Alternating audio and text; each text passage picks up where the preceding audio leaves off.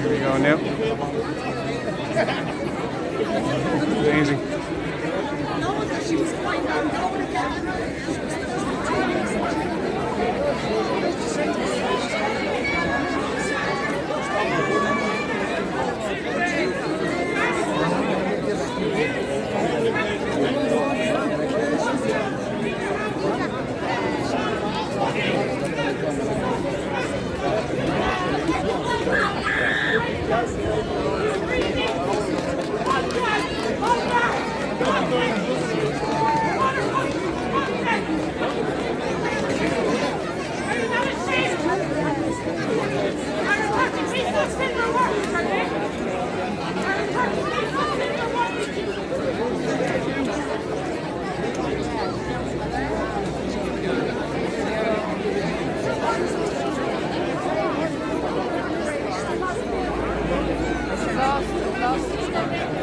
So how are you? Great.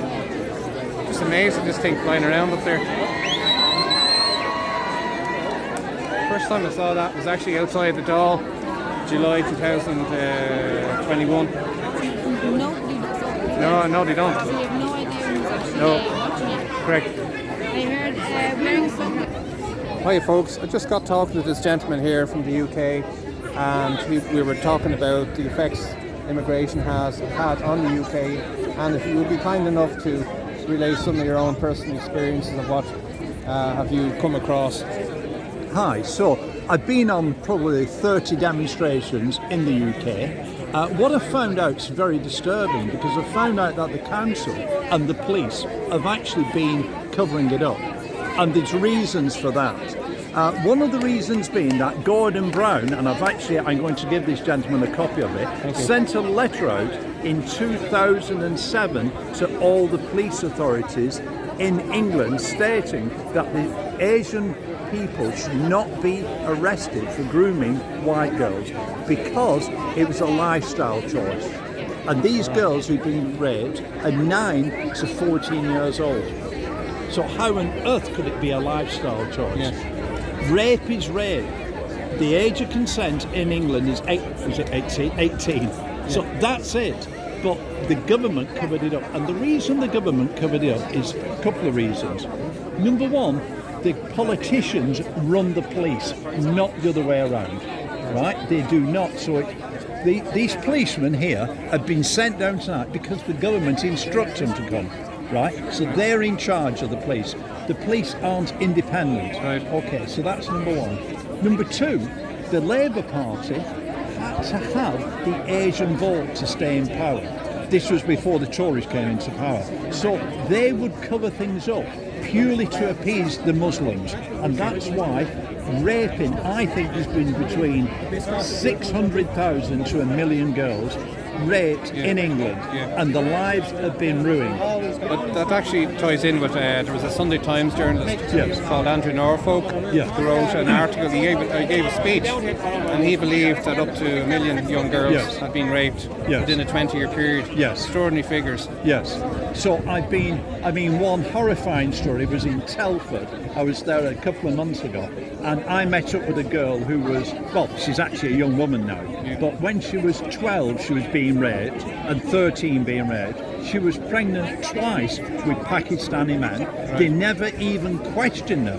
When she was in hospital giving birth to these children, which didn't survive, and the baby came out. And if you want to keep this up, you need to come here tomorrow again at 5 o'clock. And just keep saying no. Because if you don't, they're going to get more and more. 600 of them is going up to College in the next week or two. Sorry, I stopped speaking because the young lady was shouting there. So this young girl gave birth to 2 Pakistani children, right? Nothing was said. Nothing was said to her, right? She was coming into the classroom with a friend. Some days she was missing. And sorry, I just don't want to detract from it. Right. You don't want to go home. You want to stay here and tell them, no, get the fucking out. How grooming gangs work, and she explained it. They start off with the takeaways. So as young girls are coming home from school, They wait, and when they see a couple of young girls or whatever, they say, "Oh, girls, we're just passing by. Somebody's ordered beef burgers and chips, and they haven't picked them up. We're going to throw them away. So would you like them?" So which girl wouldn't like fish and chips, beef burger and chips? So when they give it to them, they say, "Unfortunately, you can't eat them in the shop. But please come into the back and just sit down and eat them in the back." So then they start going in the back. They say, "Have a can of Coca-Cola," and that's the start. A few days later, "Oh, girls, hi, I'm glad you saw you. Fish and chips." And then they start giving them cider. And they say, "Have a smoke of this," and it's wacky backy or cannabis. Right. So all of a sudden, these girls 2 or 3 times a week are going in there, having a free meal, they're drinking cider, they're smoking cannabis, and they're 13 years old. Wow. And that's how it's all started. Right. And then the friends come, the taxi drivers. Yeah. "Well, we'll take you to another takeaway," and that's the grooming, and that's how it starts. Right. They get the girls drunk, they get them hooked on drugs, they get them drunk. Right, And then you reckon that'll happen here as well, if it's not happening here already? it 1000%, because you can't change somebody's nature. Right. When I come to Ireland, the first thing I want is a nice cup of tea. I'm sorry, but I can't change my nature. Okay. And it's the same with these people. Right. They cannot change the nature. Just if I may, I was actually in the Goat Grill a couple of years back, and Josephine Madigan was there amongst a couple of others. And it was to do with the referendum here on abortion, but including that was to recommend divorce from abroad as part of the new referendum. And I said to her, "Well, I said, if you're going to recognise divorce from abroad, surely that means you have to recognise marriage from abroad. And if that's the case, you must recognise polygamous marriage." And the four of them kind of looked at each other as if to say, "How are we going to answer this guy, you know?"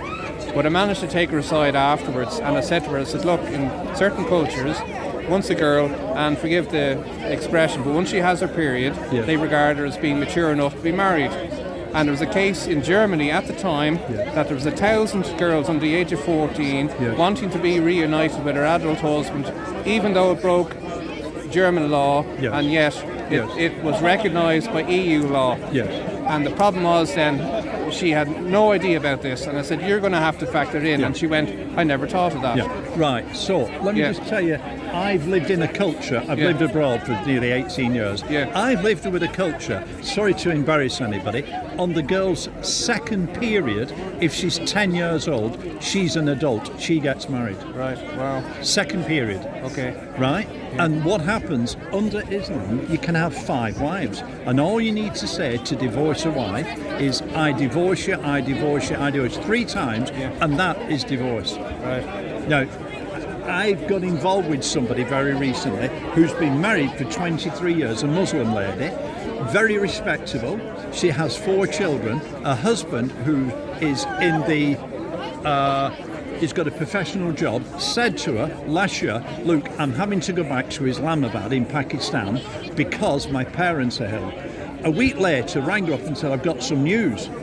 So she said, "Oh, what's the news? Is it 2 weeks?" "No, I've got married, remarried." I said, "But you're married to me, you've got 4 children." She then rang her parents, who lived in Islamabad, and said, "You won't believe what's happened to my husband.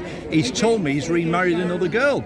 The parents then find out where he's living with this new girl, go round to the house and murder the girl.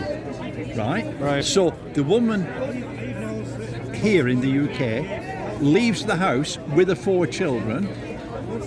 Her mother and father are in jail for murder. Right. The husband comes back to the UK, thinks about it, decides to go back and murder the parents. So he goes back to Pakistan. There's a thing over there called blood money, which is unbelievable, that if you murder somebody in Pakistan, you can go to the rest of the family of the girl who's got murdered and pay it off. So he pays the money to get the parents out of jail to murder them, and then he's found trying to murder the parents. It's unbelievable. It's another world, and it's another world, and it's nothing to do with our culture. But they bring in that culture into Ireland and the UK. You cannot change somebody's nature. All right. It's very sad. I'll shake your hand on that. Thank you, sir. Thank you very much. I appreciate you taking the time Yeah, to yeah. chat Lovely. to me. Thank you very much. Count Richard von Coudenhove, over and out. Thank you.